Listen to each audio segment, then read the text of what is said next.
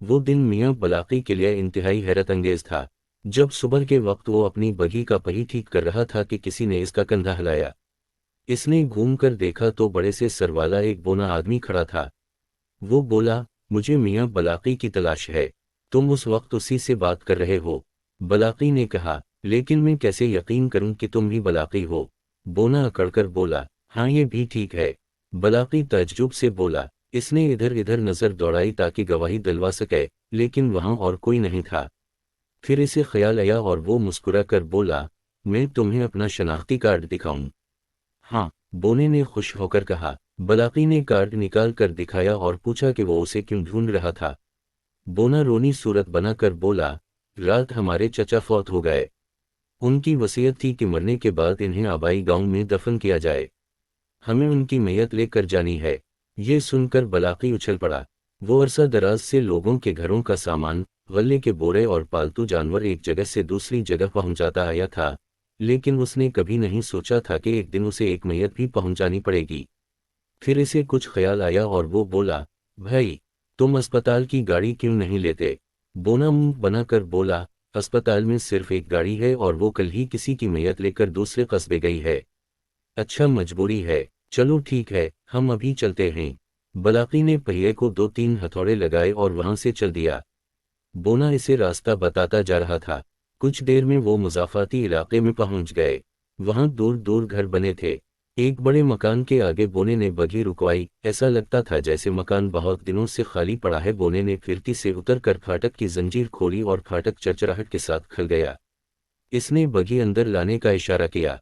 घर के अहाते में पुराने दरख्त और झाड़ियां उगी थीं। बलाकी उनसे बचता हुआ बगी इमारत के अंदर तक ले आया। उसी दौरान 2 आदमी बाहर आए और बलाकी को गौर से देखने लगे। उनमें एक लंबा और दूसरा मोटा था। मैयत कहाँ है? बलाकी ने पूछा। आओ अंदर आ जाओ। बोना उछलकर सीढ़ियां चढ़ते हुए बोला। सब घर में दाखिल हुए।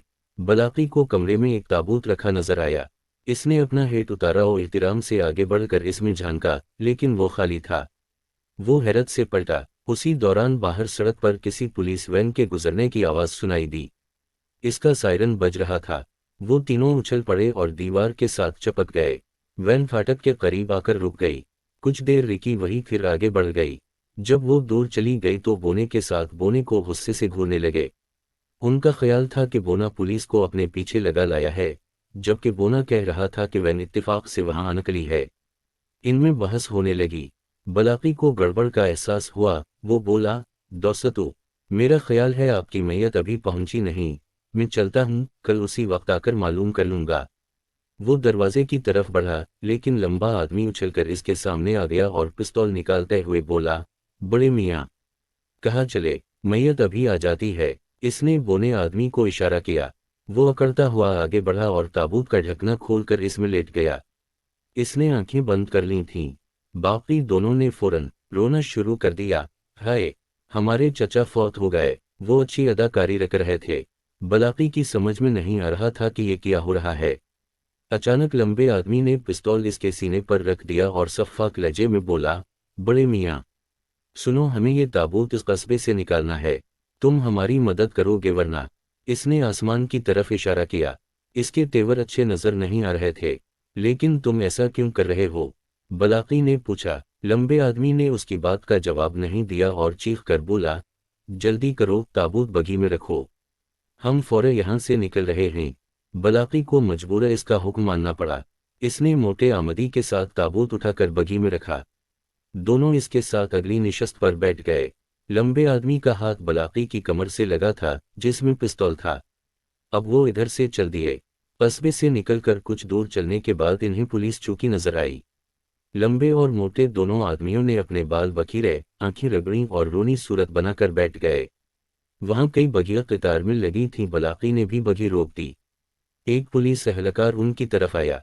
करीब आकर वो मुस्कुराया। आया चचा बलाकी, कहाँ चले? वो बलाकी के एक पड़ोसी का लड़का था और इससे अच्छी तरह वाकिफ था। बलाकी बोला, बेटा, उनका एक अजीज फौत हो गया है, इसे गांव ले जा रहे हैं। मोटे और लंबे दोनों आदमियों ने रोना शुरू कर दिया था। एहलकार ने पिछले हिस्से पर एक अचट्टी नजर डाली और बोला, चचा, ठीक है, तुम्हें देर हो रही होगी, तुम इधर से निकल जाओ। اس نے راستہ بنانے کے لیے سیٹی بجائی۔ بلاقی نے بے دلی سے گھوڑوں کو چابک مارے۔ وہ دل میں سوچ رہا تھا کہ یہاں بھی جان پہچان نکل آئی، ورنہ دوسرا کوئی اتنی آسانی سے جانے نہیں دیتا۔ ان کی بگھی آگے بڑھ گئی۔ کچھ دور جا کر موٹے اور لمبے دونوں آدمیوں نے خوشی سے ہاتھوں پر ہاتھ مارے اور ہنسنے لگے۔ لمبا آدمی بولا، واہ واہ میاں بلاقی، ہمارا فیصلہ درست تھا، تم اس قصبے میں کسی کے چچا، کسی کے خالو اور کسی کے ماموں ہو، ہم نے اسی لیے تمہاری بگھی لی تھی۔ بلاقی سوچ رہا تھا کہ ان چالاک لوگوں نے اس کی شہرت سے فائدہ اٹھایا ہے۔ اس دوران پیچھے کھٹ پٹ ہوئی اور بونا آدمی تابوت میں سے نکل آیا۔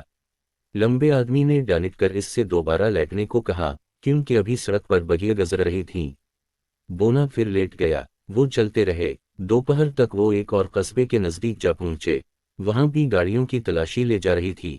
ایک اہلکار ان کی طرف آیا۔ بلاقی نے وہی بات دہرائی۔ لمبے اور موٹے آدمی کے آنسو بہہ رہے تھے۔ اہلکار نے پچھلا دروازہ کھولا اور تابوت کا معائنہ کرنے لگا۔ پھر آگے آیا وہ بولا، مرنے والے کا ڈیتھ سرٹیفکیٹ دکھاؤ۔ بلاقی لمبے کی طرف منہ کر کے بولا، ہاں بھائی سرٹیفکیٹ دکھاؤ۔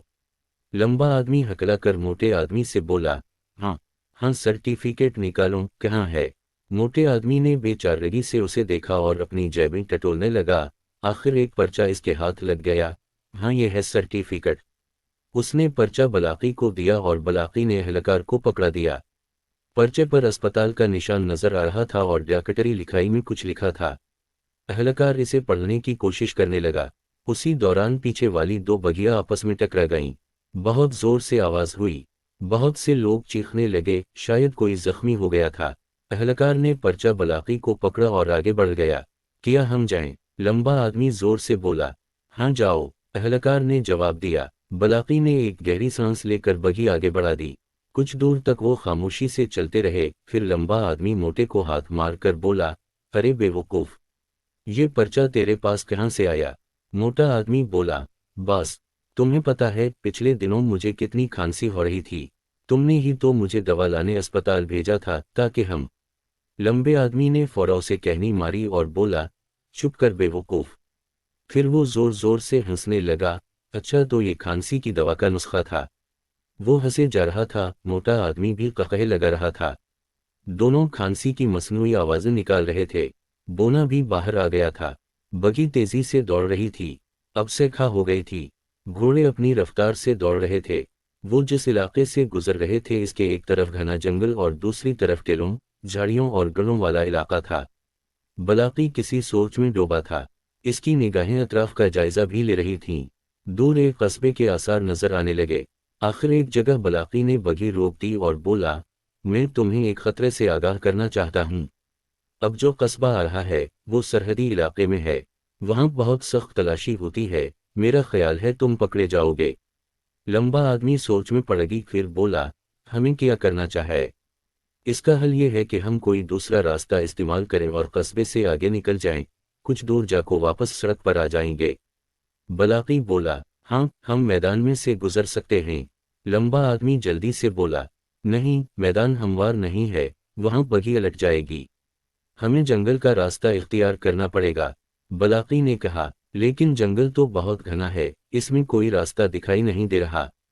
میں ایک راستہ جانتا ہوں، بلاقی نے کہا۔ اسی دوران آسمان پر گہرے بادل امڑائے تھے اور سورج بادلوں میں چھپ گیا۔ آخر انہیں بلاقی کی بات ماننی پڑی۔ بلاقی نے بگھی کا رخ موڑا اور پیچھے آ کر ایک تنگ راستے پر بگھی ڈال دی۔ ایک لمحے کے لیے اس کے چہرے پر مسکراہٹ نظر آ تھی جو اس نے فوراً چھپا لی تھی۔ راستہ بہت خراب تھا، جگہ جگہ جھاڑیاں اور درخت اگے تھے۔ بگھی بار بار رخ بدل رہی تھی۔ لمبا آدمی فکر مندی سے بولا، ہم کہاں جا رہے ہیں؟ کچھ پتہ نہیں چل رہا۔ اس نے آسمان کی طرف دیکھا، سورج بادلوں میں چھپا تھا، سمت کا کوئی اندازہ نہیں ہو رہا تھا۔ بگھی چلتی رہی، تینوں پریشانی سے ادھر ادھر دیکھ رہے تھے۔ آخر لمبا آدمی چلایا، روکو، فوراً بگھی روکو۔ بلاقی نے بگھی روک دی۔ لمبا آدمی گرا کر بولا، تم ہمیں بھٹکا رہے ہو، کچھ پتہ نہیں چل رہا ہے کہ ہمارا رخ کدھر ہے۔ بلاقی اطمینان سے بولا، فکر نہ کرو، ہم وہی جا رہے ہیں جہاں ہمیں جانا چاہیے۔ نہیں، میں تم پر بھروسہ نہیں کر سکتا۔ اس نے بلاقی کو ہٹایا اور خود بگھی چلانے لگا، لیکن وہ اتنا اچھا کوچول نہیں تھا۔ ایک جگہ وہی کسی درخت کی گری ہوئی شاخ پر چڑھا اور بگھی الٹتے الٹتے بچی تو لمبے آدمی کے ساتھیوں نے اسے مشورہ دیا کہ بگھی بلاقی کو ہی چلانے دی جائے۔ بلاقی پھر بگھی چلانے لگا۔ اچانک ایک موڑ مرنے پر سامنے ایک پھاٹک نظر آیا۔ بگھی کی رفتار تیز ہو گئی تھی، وہ پھاٹک سے ٹکرائی، وہ فوراً کھل گیا۔ بگھی دوڑتی رہی۔ لمبا آدمی چیخا، یہ ہم کہاں جا رہے ہیں؟ بلاقی نے کہا، معلوم نہیں، شاید میں راستہ بھول گیا ہوں۔ کچھ دور ایک عمارت نظر آ رہی تھی۔ بلاقی نے بگھی وہاں جا کر روک دی۔ دوڑتے قدموں کی آوازیں سنائی دیں اور کئی پولیس اہلکار نظر آئے۔ ان کے ہاتھوں میں اسلحہ تھا۔ بونا آدمی چلایا، ہم پھنس گئے ہیں، اس نے ہمیں پھنسا دی۔ لمبے آدمی نے غضبناک ہو کر ہوا میں 2 فائر کیے۔ اہلکار درختوں کے پیچھے چھپ گئے۔ لمبے آدمی نے بلاقی کو ہٹا کر بگھی خود چلانی شروع کر دی۔ بگھی تیزی سے دوڑ رہی تھی۔ اچانک وہ ایک گڑھے پر سے گزری اور ٹیڑھی ہو کر رک گئی۔ سب لڑک کر باہر جا گئے۔ بلاقی کی ٹانگ پر سخت چوٹ آئی اور وہ تکلیف سے کراہنے لگا۔ لمبے آدمی کا پستول بلاقی کے آگے گرا تھا۔ وہ اٹھنے کے لیے جھپٹا، لیکن بلاقی نے فوراً اٹھا کر دور پھینک دیا۔ اسی دوران پولیس اہلکاروں وہاں آ گئے اور تینوں کو پکڑ لی۔ جلد ہی وہ عمارت میں بیٹھے تھے۔ وہاں سب بلاقی کو پہچانتے تھے۔ وہ پولیس ٹریننگ سینٹر تھا۔ بلاقی ہر مہینے وہاں کھانے پینے کا سامان پہنچایا کرتا تھا۔ اس نے تمام واقعہ سینٹر کے نگراں کو سنایا اور بولا، جناب، میرا خیال ہے کہ تابوت کی نچلی تہ گہری ہے، اس میں کوئی قیمتی چیز چھپائی گئی ہے۔ تینوں لٹیرے گسیلی نظروں سے بلاقی کو گھور رہے تھے۔ نگراں نے آدمی سے آری منگوائی۔ وہ آری لایا اور تابوت کاٹنا شروع کیا۔ بلاقی بولا، نگراں صاحب، آپ کو پتا ہے میسم ٹاؤن کے علاقے سے کیا چیزیں باہر جاتی ہیں؟ نگراں نے حیرت سے اسے دیکھا اور بولا، بہت سی چیزیں، مثل مرغیاں، سبزیاں اور ہاں گنے بھی۔ بلاقی کی نظریں تابوت پر جمی تھیں۔ وہ بولا، ہاں ایک چیز اور بھی ہو سکتی ہے، مثل کوئی قیمتی چیز جسے عجائب گھر سے چرایا گیا ہو۔ اسی وقت تابوت کٹ گیا اور اخباری کاغذوں میں لپٹی ہوئی کوئی چیز نظر آئی۔ کاغذ ہٹانے پر اندر سے مورتی نکلی۔ وہ سونے کی بنی ہوئی مورتی تھی۔ سب حیران رہ گئے۔ تینوں لٹیروں کو گرفتار کر کے ایک پولیس وین میں قصبے روانہ کر دیا گیا۔ بلاقی کے ساتھ بھی ایک اہلکار گیا تھا۔ بلاقی کی ٹانگ میں بہت تکلیف تھی۔ اسے اسپتال لے جایا گیا، جہاں معائنے کے بعد اس کی ٹانگ پٹیوں میں جکڑ دی گئی اور 1 مہینے آرام کرنے کا کہا گیا۔ بلاقی کچھ پریشان نظر آ رہا تھا۔ اہلکار نے اسے گھر چھوڑا اور واپس چلا گیا۔ اگلے دن میوزیم سے کچھ لوگ اس سے ملنے آئے۔ انہوں نے بلاقی کا شکریہ ادا کیا اور اس کی بہادری کی تعریف کی۔ پھر انہوں نے جیب سے ایک موٹا لفافہ نکالا اور بولے، میاں بلاقی، ہمارے ڈائریکٹر صاحب نے یہ رقم تمہیں انعام میں بھجوائی ہے۔ بلاقی بولا، جناب، انعام کی ضرورت نہیں، یہ تو ہر اچھے شہری کی ذمہ داری ہے کہ مجرموں پر نظر رکھے۔ وہ ہنس کو بولے، ہاں، اور اچھے شہری کا خیال رکھنا بھی ضروری ہے، تاکہ وہ خوب آرام کرے، کھائے پیے اور صحت یاب ہو کر ایک بار پھر چوروں اور لٹیروں کو پکڑ سکے۔ سب زور زور سے ہنسنے لگے۔